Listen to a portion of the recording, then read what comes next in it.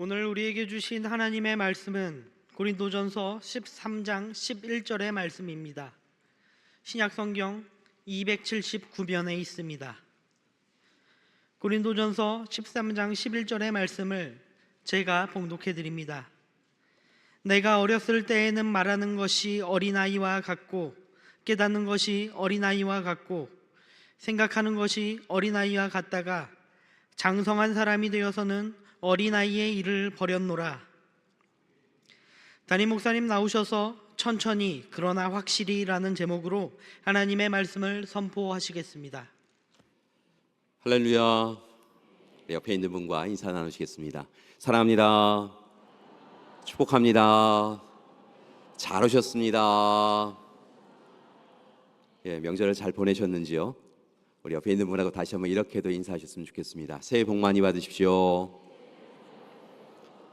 그런데요, 세상이 주는 복, 세상이 이야기하는 복, 우리가 생각하는 복보다 주님이 주시는 복은 더 크고 놀랍고 위대한 줄 믿습니다.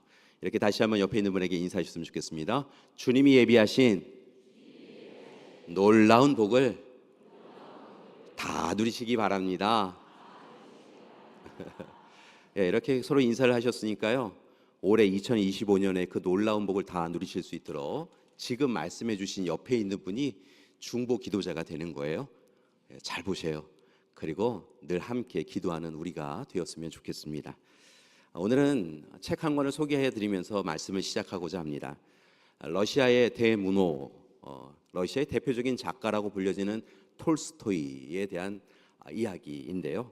그가 1885년 또는 1886년이라고 이야기하는 자료도 있는데요, 단편 소설집을 묶어서 냈던 것을 우리는 알 수 있습니다. 우리나라 언어로 번역되어 있는 것, 사람은 무엇으로 사는가라고 하는 큰 타이틀로 많은 분들이 이 책을 접하셨으리라 생각이 드는데요, 실은 본래의 이 제목은 사람은 무엇으로 사는가 외 다른 이야기들이라고 하는 그런 책 이름이었습니다.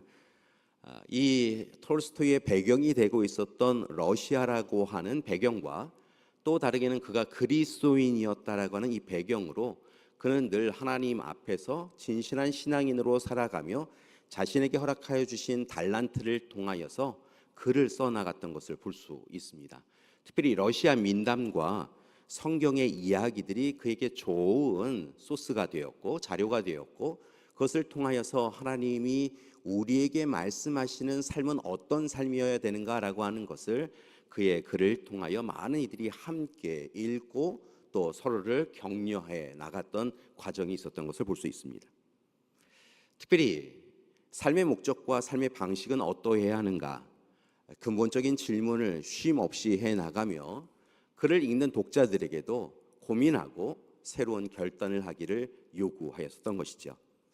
이 책, 사람은 무엇으로 사는가라고 하는 이 책 가운데 단편집으로 담겨져 있는 이 책 한 권이 있습니다. 그 단편집은 사람에게는 얼마만큼의 땅이 필요한가라고 하는 단편입니다. 혹시 이 소설을, 단편 소설을 읽으신 적이 있으실 분들이 계시는데요, 내용은 이와 같습니다.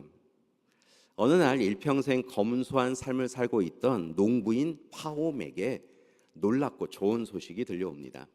이 파홈이라고 하는 사람은 정말 열심히 이른 아침부터 밤늦게까지 수고하고 애쓰며 그렇게 농사를 지었고, 그렇게 얻은 결심을 통하여 또 조금씩 땅을 사 나가며 그렇게 살아가는 참 좋은 일꾼이었습니다. 그런데 어느 날 그에게 들려온 소식은 이와 같았습니다. 굉장히 넓은 땅을 소유하고 있는 바시키르인 유목민들이 자신들이 소유하고 있는 이 땅을 다른 사람들이 원한다고 한다면 나누어 주겠다라고 하는 이야기였습니다. 유목민들은 자신들이 가지고 있는 가축을 키우기 위하여 꽤 넓은 땅을 소유하고 있었는데요, 이제 그 유목민들이 가지고 있었던 풍요로운 땅, 비옥한 땅을 원하는 사람이 있으면 판매하겠다, 매매하겠다라고 하는 소식이 들려왔다는 것이죠. 그들의 거래 조건은 아주 단순하였습니다. 이른 아침에 출발하여서 그가 하루 종일 걷거나 뛰어서 다시 원래의 출발점으로 돌아오게 되면 그가 걸었던 땅의 내부에 있는 땅을 주겠다라는 것이었습니다. 참 대단하죠. 한 사람이 이른 아침에 해가 뜨면서 그렇게 출발하여서 해가 지기 전까지 돌아오게 되면 그가 걸었던 땅은 모두 그의 땅이 될 수 있다라고 하는 그런 조건이었습니다. 그 일을 위하여 단지 한 가지 조금 고민해야 될 부분은 이 일을 감당하기 위하여 그 땅을 얻기 위하여 1,000루블을 미리 내어 놓아야 됐다는 것입니다. 1,000루블은 당시에는 꽤 큰 금액이었다고 합니다. 어느 기록을 보니까요, 당시에 1,000루블, 이 톨스토이가 글을 쓸 때 1,000루블은 어떤 가치가 있는가라고 하는 것을 기록한 것을 보니까 노동자 한 명이 한 해 동안 열심히 일해서 얻을 수 있는 임금의 전부가 약 200루블 정도 되었다고 합니다. 그러니까 이 1,000루블이라고 하면 최소한 5년 정도는 그가 열심히 모든 임금을 모아야만 가능한 금액이었다는 것이죠. 꽤 큰 금액입니다. 그런데 이 1,000루블을 내어놓고 그 땅을 하루 종일 걸어서 그 땅을 얻을 수만 있다고 한다면 꽤 괜찮은 그런 조건이었다는 것이죠. 그래서 이 파움은 자신이 가지고 있던 이 비용과 또 여기저기에서 돈을 모아서 1,000루블을 이 유목민들에게 줍니다. 그리고 이른 아침에 잘 준비하여서 출발하지요. 열심히 걷습니다. 열심히 달립니다. 아직 해가 충천에 오르기 전에 이미 먼 거리까지 그는 달려갔습니다. 이제 그렇게 해가 중천에 떠 있으면 돌아올 것을 생각하면서 그가 빨리 속히 돌아올 자리를 살펴보아야 되는데요. 옆을 돌아보니까 비옥한 땅이 여기저기에 더 많이 있습니다. 그래서 눈에 보이는 그 비옥한 땅을 놓칠 수 없어서 조금만 더 달리면 되지라고 생각하고 그가 조금 더 멀리 나아갑니다. 이제 조금 급해졌습니다. 해가 지기 시작하니까요, 순식간에 지더라는 것입니다. 아까 떠오를 때는 시간이 한참 된 것 같았는데요, 해가 질 때는 왜 그렇게 빨리 지는지요. 그는 그의 발걸음을 옮겨서 속히 원래 출발했던 자리로 오기 위하여 달려옵니다. 달려오다 보니까 땀이 나고요, 입고 있던 옷이 거추장스럽습니다. 옷을 벗어버립니다. 신발도 불편하니까 벗어버립니다. 그는 그저 열심히 달려옵니다. 다행스럽게도 그렇게 많은 사람들이 해가 지기 전에 그가 오기를 바랬던 것처럼 해가 탁 지기 전에 그가 도착하여서 가쁜 호흡을 내쉬며 도착하여 왔습니다라고 답합니다. 여기저기서 그가 도착한 것에 대하여 기뻐하며 그가 차지한 땅에 대하여서 참 좋은 땅이라고 이야기하던 그 시간에 가쁜 호흡을 쉬던 그는 그 자리에서 호흡을 멈춥니다. 너무 바삐 분주하게 달려온 탓일까요? 그는 그렇게 그가 걸어왔던 그 땅을 시선에 둔 채로 그렇게 죽습니다. 그리고 그가 차지하였던 땅은 반평이 채 안 되는 그가 묻히는 땅이 전부였다라고 그렇게 소설은 마무리됩니다. 톨스토이는 이 단편의 이야기를 통하여서, 파움의 이야기를 통하여서 인간의 욕망은 과연 무엇인가, 인간의 탐심은 무엇인가에 대하여 이야기합니다. 우리가 움켜잡으려고 하는 것은 과연 무엇인가, 그것이 정말 소중한 것인가, 그 땅보다 그의 생명이 더 고귀하였던 것은 아닌가 묻고 있다는 것입니다. 그리고 그 글을 읽는 우리에게도 묻습니다. 우리는 무엇을 위하여 살아가고 있는가라는 것입니다. 달리 표현하면 우리는 풍족하기 위하여 많이 힘든 삶을 살아왔는데 움켜잡는 그 시간에 조금 더 행복하지 않았다라고 하는 그런 고백을 할 수밖에 없도록 욕심이 커져버린 우리의 인생, 우리의 풍요보다 더 커져버린 그 욕심으로 인하여 좌절하고 낙심하는 인생을 살아가는 우리에게 정말 우리 인생의 목적은 무엇인가라고 묻고 있다는 것입니다. 사랑하는 여러분, 여러분의 인생의 목적은 무엇입니까?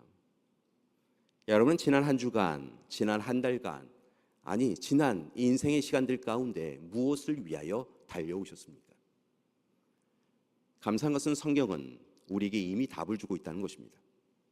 저와 여러분의 삶의 목적은 하나님께 영광 돌리는 삶입니다. 다시 한번 말씀을 드립니다. 저와 여러분의 인생의 목적, 그리스도인의 인생의 목적은 더 많은 것을 움켜잡는 것, 더 높은 자리에 서는 것, 더 나은 형편에 우리의 삶이 거하는 것, 그것 아니고 하나님께 영광 돌리는 삶, 그것이 우리의 인생의 목적인 줄 믿습니다. 사랑하는 여러분, 바라고 나기는 하나님 앞에 다시 서셔서 우리의 인생의 목적을 분명히 하시고 하나님 앞에 영광 돌리는 우리가 되기를 소망합니다.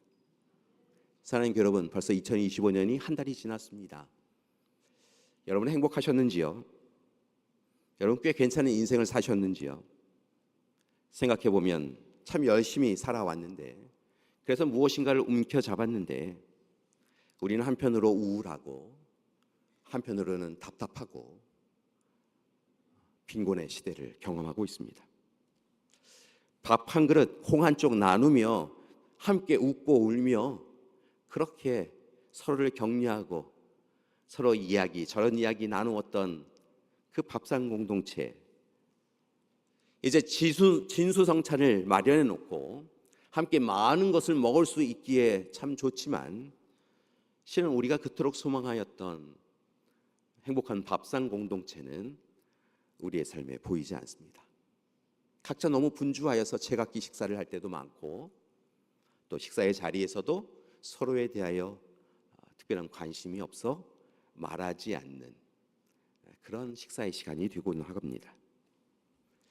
개별화되고 파편화된 세상을 살고 있는 것이지요. 게다가 국가와 나라와 민족과 인종의 차이에 따라, 빈부와 학력과 권력의 차이에 따라 나누어 다투어 싸우며 서로를 내가 아니니 너는 너일 뿐이다라고 이야기하며 차별과 배제와 혐오의 시선을 보내며 살아가고 있는 것이 요즘 우리의 모습입니다. 여러분, 다시 한번 말씀을 드립니다.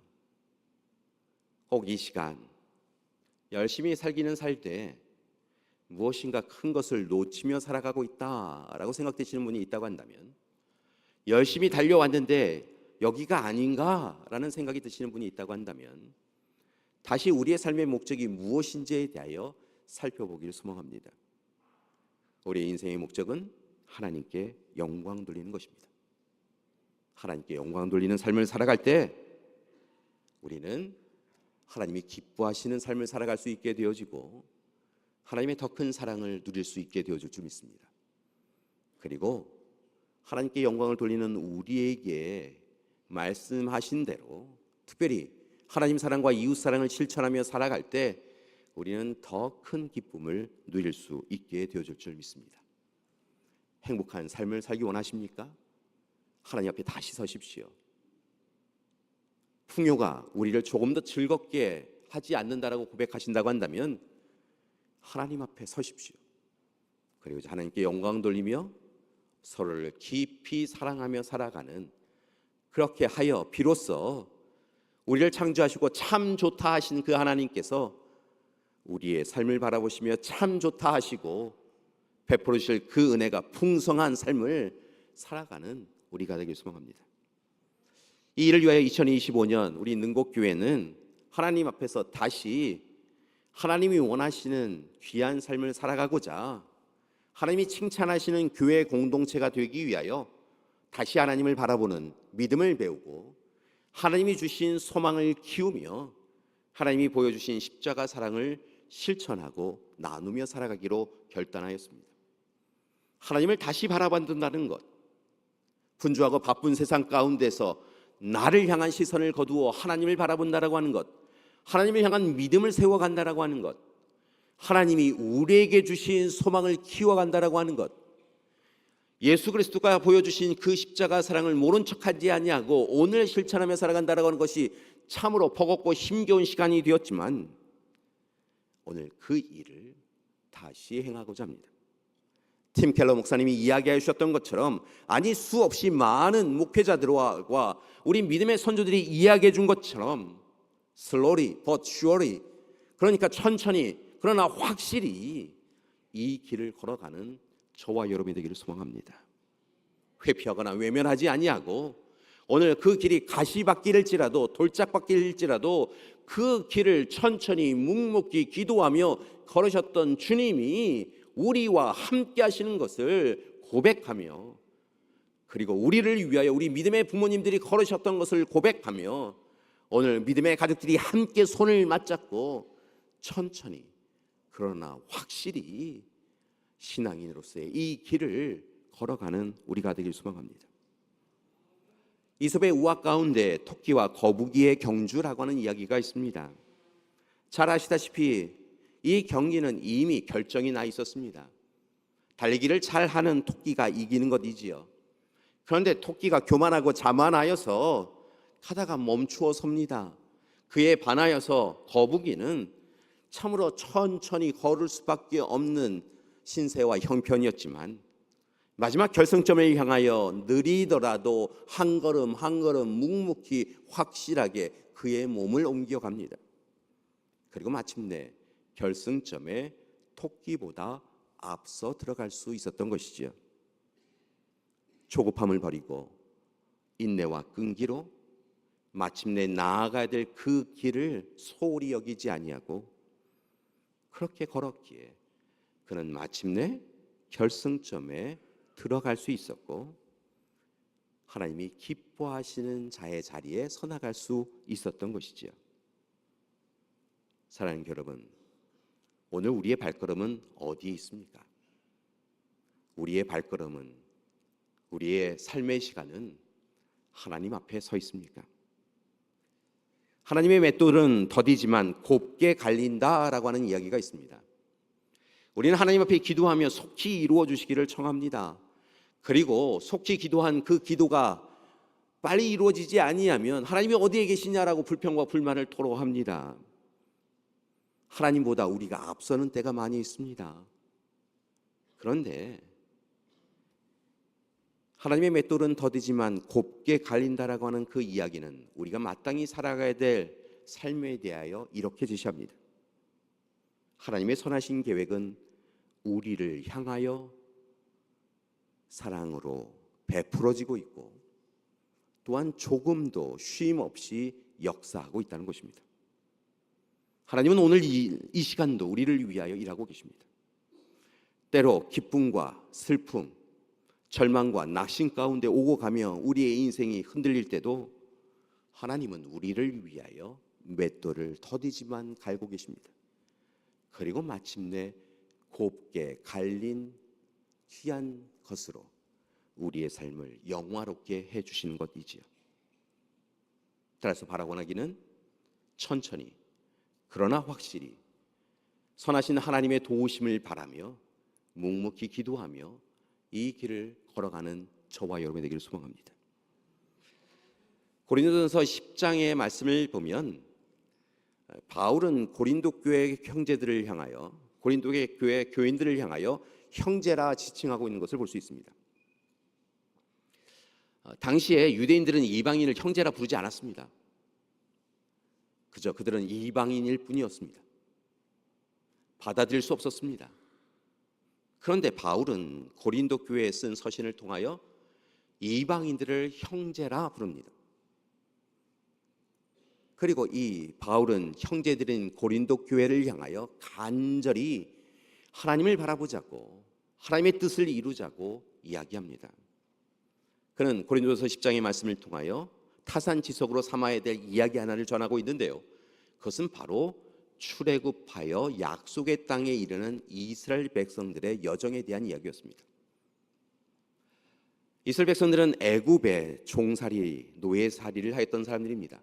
버겁고 힘겨워 하나님 앞에 기도하였지요. 그 기도에 하나님이 응답하여 모세를 불러주시고 보내어 주시고 그로 하여금 이스라엘 백성들을 광야 길로 나오게 하십니다. 바로와 애굽은 그것을 허락하지 않았을 때 10번의 재앙 끝에 마침내 어쩔 수 없이 하나님이 하나님이심을 인정하며 이스라엘 백성들을 나아가 하나님께 예배드리도록 허락합니다.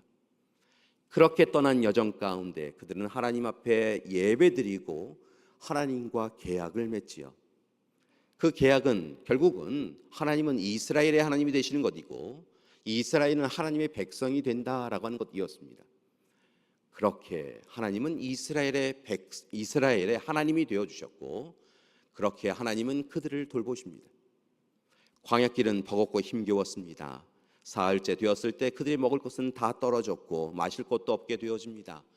그런데 그들의 여정 가운데 하나님이 함께 해주셔서 만나와 메추라기를 먹여주시지요. 불기둥 구름기둥으로 인도하십니다. 목마를 때 그들의 목마름을 해결할 수 있도록 물을 공급해 주십니다. 그렇게 하나님은 그들을 약속의 땅으로 이끌어 가십니다. 그러니 이스라엘 백성들은 그 일에 대하여 감사하며 오직 하나님께 영광 돌리며 하나님의 뜻을 찾으며 하나님과 동행하는 삶을 살아야 했습니다. 그런데 성경은 그들이 그렇게 하지 않았다는 것입니다. 만나 이게 뭐야? 라고 이야기하며 그것을 처음에는 감사했을 때 불평을 이야기합니다. 만나만 먹은 것으로 우리는 만족하지 않습니다 라고 이야기하며 메추라기를 허락해 주시니까 그것만 허락해 주신 것도 또한 불평합니다. 물이 허락되었는데 그 물로 인하여서 늘 조금은 경계하고 주의해야 됐던 그들의 삶에 대하여 불평을 토로합니다. 자신들의 의지, 자신들의 뜻대로 행하지 못함에 대하여 불편을 느낍니다. 그래서일까요? 모세가 하나님과의 계약을 위하여 잠시 그들 곁에서 보이지 아니하자 보이지 않는 하나님이 아니라 그들이 애굽에서 익숙하였던 대로 보이는 하나님을 만들자라고 하며 금송아지를 만들고 자신들이 만들어 놓은 금송아지에 절을 하고 부복하며 이것이 하나님이다라고 이야기합니다. 우상을 섬기지 말라라고 이야기하셨는데 그들은 헛되고 악한 일을 행합니다. 이방 여인과 행해서는 안 될 일들을 행합니다. 그리하여 징계를 받았습니다. 징계를 받자 그들이 비로소 하나님이 하나님이심을 고백하며 돌이키지요.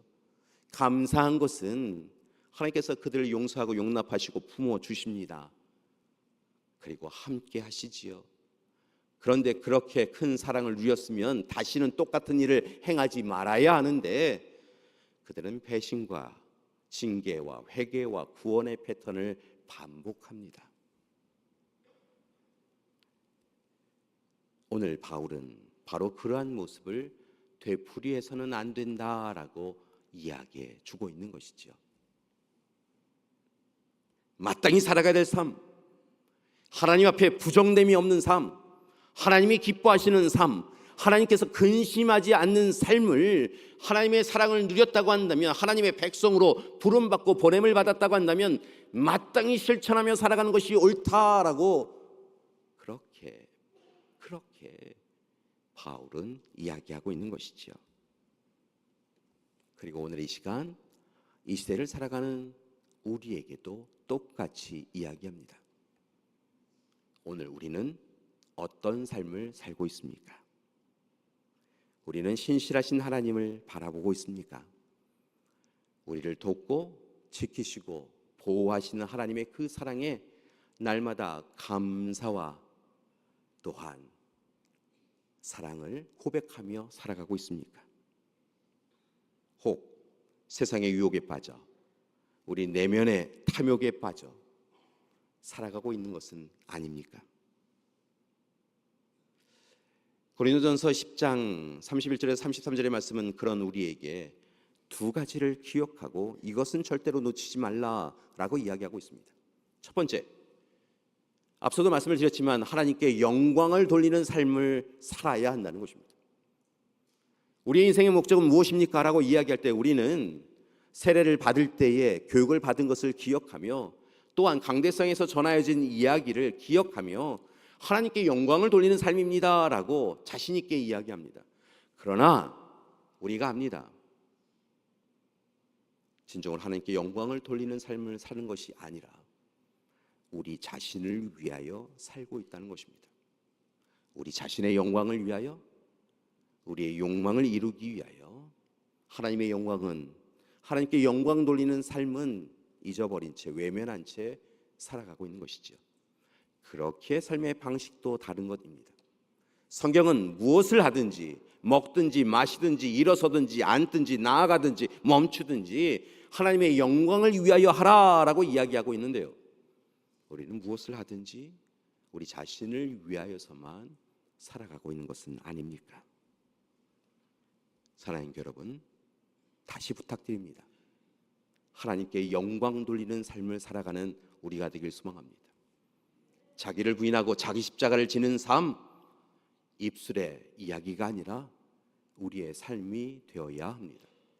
이제는 내가 사는 것이 아니요 내 안에 계신 그리스도께서 사시는 것이라 고백하신다고 한다면 내 안에 계신 그리스도께서 행하시는 대로만 살아가는 것이 옳다는 것입니다. 그리고 이제 바울이 권고하는 두 번째 이야기에 귀를 기울이기로 합니다. 바울은 고린도 교회를 향하여 모든 사람을 기쁘게 하는 서로 사랑을 나누는 삶을 살아라 라고 이야기하고 있는 것을 봅니다. 유대인, 헬라인으로, 너와 나로, 너 출신이 어디야? 너 얼마만큼 배웠어? 너 지금 어떤 자리에 있어? 라고 하는 것을 가지고 다투는 그들에게 그것이 아니라고, 함께 하나 되어 사랑 나눔을 통하여 하나님이 기뻐하시는 삶을 살아야 한다라고 이야기하고 있다는 것입니다. 누군가에게 거치는 자, 걸림돌이 되는 자가 아니라 누군가를 위하여서 디딤돌이 되는 인생, 누군가를 무너뜨리고 누군가를 좌절시키는 인생이 아니라 누군가를 살리고 온전케 하는 삶을 살아야 한다는 것입니다. 그것이 바로 하나님이, 주님이 원하시는 삶이라고 바울은 권고하고 있는 것이지요. 자신의 유익을 위하여 타인의 이익을 뺏는 인생이 아니라 타인을 위하여 자신의 유익을 내려놓고 비우고 자신의 위치를 아래로 옮김을 통하여 타인을 높이는 일, 그 일이 마땅히 살아가야 될 삶이요, 그 일이 하나님께 영광 돌리는 삶이요, 그 일이 하나님이 기뻐하시는 일이다라고 이야기하고 있는 것입니다. 사랑하는 여러분, 말씀을 통하여 계속 여쭙는데 다시 한번 여쭙습니다. 주님 만날 때까지 우리의 삶의 목적은 무엇입니까? 여러분, 우리의 마지막 시간, 우리가 다 알지 못하는 그 시간에 우리는 다 주님을, 하나님을 만나 뵙게 되어질 텐데, 그 시간에 하나님께서 너는 누구냐? 너는 무엇을 위하여 살아왔느냐? 너는 어제 무엇을 위하여 내 삶을 함께 소비하였느냐라고 이야기할 때 우리는 무엇이라 답할 수 있겠습니까? 여러분은 어떤 삶을 실천하고 계십니까? 2025년 한 달 여러분은 정말 그리스도인다운 삶을 사셨습니까? 바라기는 다시 시작합시다. 하나님이 근심하시고 걱정하시는 삶 내려놓고 하나님이 기뻐하시는 삶을 다시 도전해가는 우리가 되기를 소망합니다. 특별히 만몬주의와 물질주의와 성공주의에 빠져서 참과 거짓이 불분명해지고 부도덕하고 비윤리적인 이 세상 가운데에서 하나님이 하나님의 백성들을 바라보며 오늘도 우리를 위하여 일하고 계신 것을 잊지 마시고 세상과 버타여 세상에 물들어 하나님 없이 내 생각과 내 의지와 내 가치관과 내 기준으로 내 욕심을 이루기 위하여 살아가는 인생이 아니라 하나님께 영광 돌리는 삶을 살기 위하여 하나님이 내 삶의 주권자 되셔서 말씀하신 대로 하나님을 사랑하고 서로를 사랑하는 인생을 위하여 다시 시작하는 저와 여러분이 되기를 소망합니다. 우리는 부름받고 보냄받은 자들입니다. 먼저 하나님의 사랑을 누린 자들입니다. 먼저 하나님의 사랑을 누렸기에 빛과 소금의 사명으로 살아가는 이들입니다.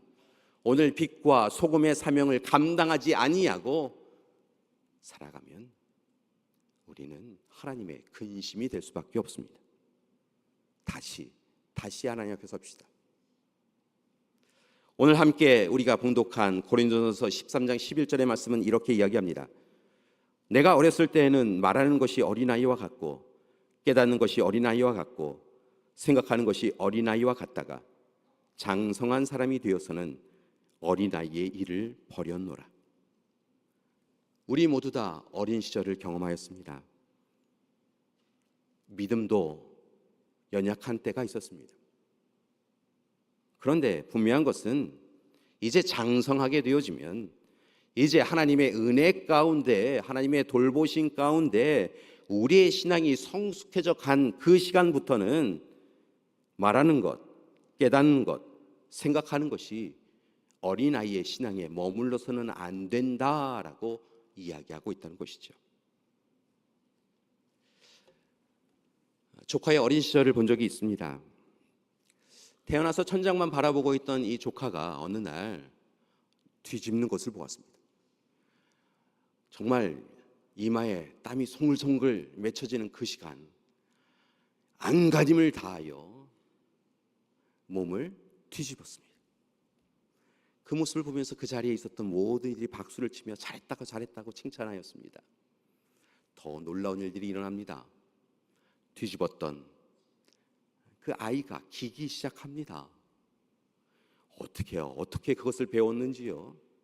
손과 발을 이리저리 움직이면서 조금씩 앞으로 기어갑니다. 잠시 후에는 더 놀라운 일이 일어나지요. 그 아이가 부모의 손을 붙잡고 일어섭니다. 부모가 없을 때는 옆에 벽을 붙잡든 아니면 다른 서 있는 것을 붙잡고 일어섭니다. 몇 번씩 주저앉습니다. 무너집니다. 옆에 있는 사람이 보아도 많이 아팠겠다 생각이 들 정도로 쿵 하고 쓰러집니다. 그런데 그래도 일어섭니다. 일어선 아이, 온몸이 땀으로 범벅이 되어 일어선 그 아이는 거기에서 끝나는 것이 아니라 발을 내딛고 마침내 걷기 시작합니다. 그런데 놀라운 일이 있습니다. 거리가 얼마 떨어지지 않아서 누워있는 그 아이가 그냥 예전에 했던 대로 기어서 간다고 한다면 훨씬 빨리 가리라 생각하는데요, 이 아이가 꼭 일어납니다. 짧은 거리도 뒤뚱뒤뚱 비틀비틀하며 걷습니다. 그리고 원하는 자리에 쿵 하고 쓰러지듯 앉지요. 그 아이의 모습에서 우리의 신앙이 어떠해야 되는지 깨닫습니다. 여러분, 우리의 신앙은 지금 걷고 있습니까? 아니면 여전히 기고 있습니까? 천장만 바라보고 있는 것은 아닙니까? 분명한 것은 신앙의 성장은 신앙의 연륜이 얼마만큼 되었는가라고 하는 것은 아무 상관이 없는 듯 보입니다. 신앙의 성장, 성숙이라고 하는 것은 직분이 무엇이냐라는 것과는 아무 상관이 없는 것처럼 보입니다. 때로는 부끄럽지만 목회자로 부름받은 이들도 여전히 온전히 하나님을 바라보는 일, 하나님의 뜻을 이루는 일을 행하지 못하는 이들을 보기도 합니다. 그들의 탐심과 욕심이 그를 무너뜨려서 하나님의 뜻과는 전혀 다른 길을 행해가는 이들을 보곤 합니다. 사랑하는 여러분, 오늘 이 아침 여쭙습니다. 우리의 신앙은 어떻습니까? 그리고 부탁드립니다. 천천히 그러나 확실히 주님과 함께, 교회와 함께 마땅히 걸어가야 될 이 길을 걷는 우리가 되길 소망합니다. 믿음을 배웁시다. 소망을 키웁시다. 사랑을 나눕시다. 주님이 앞서 나아가시며 우리에게 부탁하셨던 하나님 나라를 이 땅에 온전히 이루기 위하여, 우리의 삶이 하나님이 주신 복된 삶이 되기 위하여, 누군가에게 상처를 주고 아픔을 주고 그 일로 인하여 자기 자신도 아파하는 이 세상에, 거짓된 세상의 룰을 멈추기 위하여 다시 하나님 앞에 서서 천천히 그러나 확실히 하나님이 원하시는 이 길을 걸어가는, 하나님이 기뻐하시는 삶, 하나님께 영광 돌리고 하나님의 사랑으로 서로 사랑하는 그 삶, 그 삶을 살아가는 저와 여러분 되기를 간절히 기도드립니다. 하나님이 우리와 함께 해 주실 줄 믿습니다. 함께 기도하시겠습니다. 참 좋으신 하나님, 바쁘고 분주하게 살았을 때 오늘 우리는 우리 자신을 잃어버렸습니다. 하나님을 잃어버렸고 하나님을 잊었고 그렇게 우리 자신을 놓쳐버렸습니다. 하나님, 다시 하나님 앞에 섭니다. 하나님께 영광 돌리는 삶을 살기 위하여, 하나님 우리에게 베푸신 사랑으로 하나님을 사랑하고 이웃을 사랑하기 위하여 이제 어린아이와 같은 신앙을 벗어버리고 어른의 신앙으로, 하나님이 기뻐하시는 신앙으로 온전히 회복하여 천천히 그러나 확실히 그리스도인의 삶을 살기를 소망합니다. 우리와 함께하여 주시옵소서. 예수님의 이름으로 기도드립니다. 아멘.